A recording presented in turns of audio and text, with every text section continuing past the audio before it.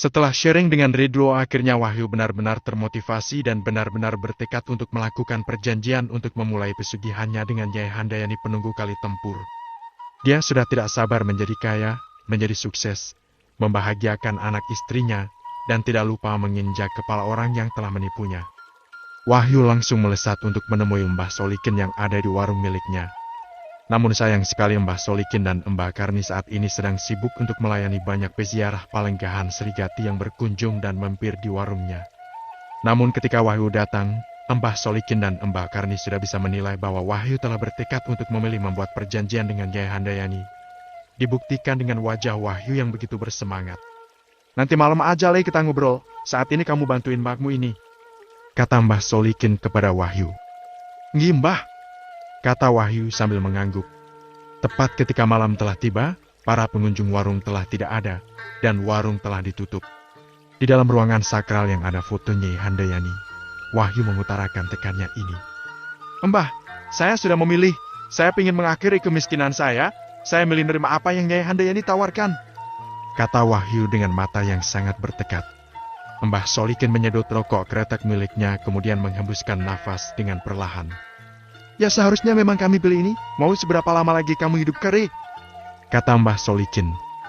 "Tapi karena kamu sudah memantapkan hati, Mbah akan bantu kamu untuk ritual terakhirnya," kata Mbah Karni. "Nggih Mbah," jawab Wahyu.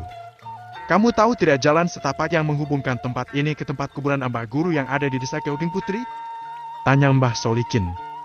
Jalan yang mengelewatin tengah hutan ini Mbah.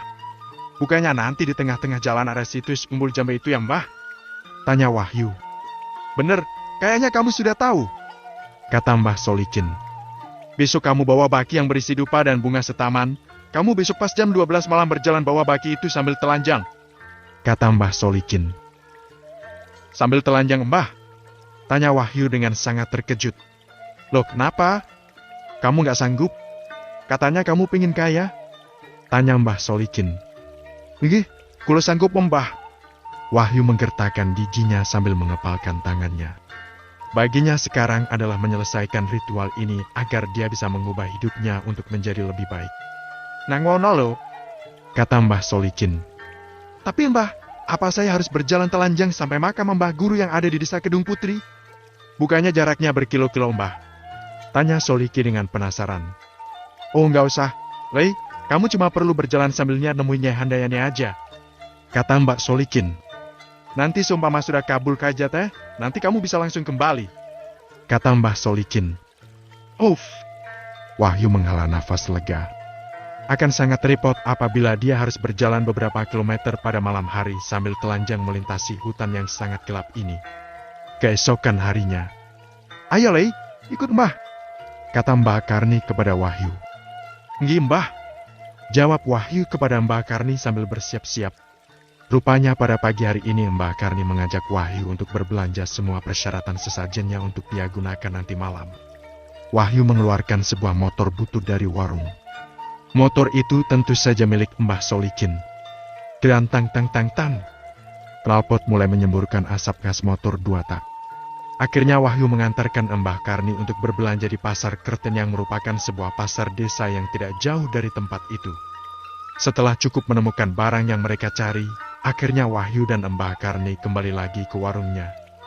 Waktu berjalan dengan sangat cepat. Akhirnya malam itu telah tiba. Pada saat Mbah Solikin mulai menutup warung miliknya, Mbah Karni mulai menyiapkan baki yang berisi dengan berbagai bunga yang merupakan bunga-bunga setaman. Tidak lupa Mbah Karni menyiapkan seikat dupa yang jumlahnya sangat banyak lalu membakarnya. Kombinasi dari bunga setaman dan bau dupa itu benar-benar membuat warung ini dipenuhi dengan bau yang sangat harum. "Wis siap, Lei?" tanya Mbah Solikin kepada Wahyu yang terlihat sedikit gugup. "Sampun Mbah," kata Wahyu. "Ayo ikut aku," kata Mbah Solikin yang mengambil baki itu dan membawanya ke pinggir hutan di mana jalan setapak itu dimulai.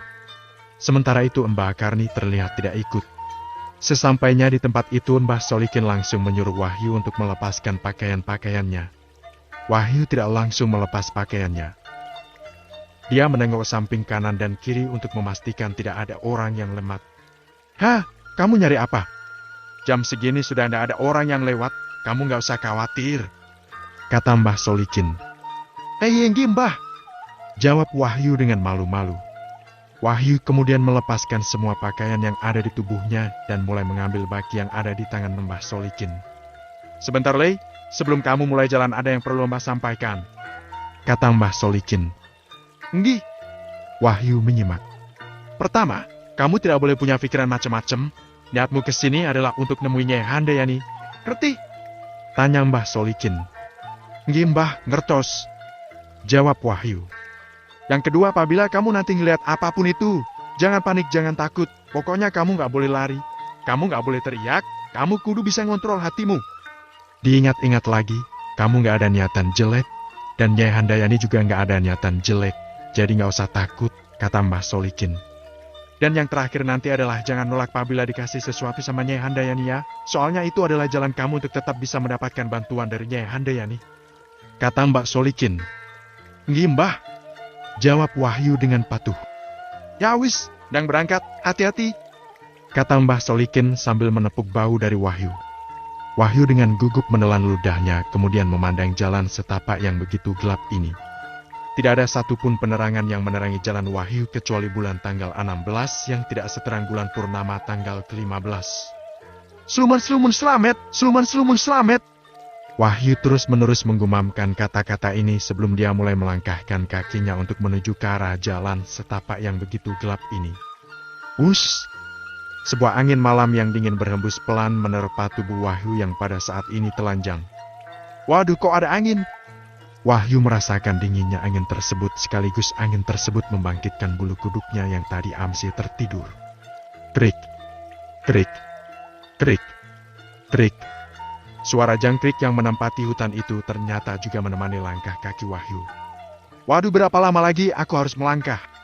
Kata Wahyu dengan sedikit ketakutan. Namun tidak lama kemudian setelah Wahyu telah tiba di hutan yang agak dalam, suasana dan hawa yang ada di sekitar tempat itu berubah 180 derajat. Wahyu menelan ludahnya dengan ketakutan. Neng? Nong? Neng? Nong? Tiba-tiba ada sebuah suara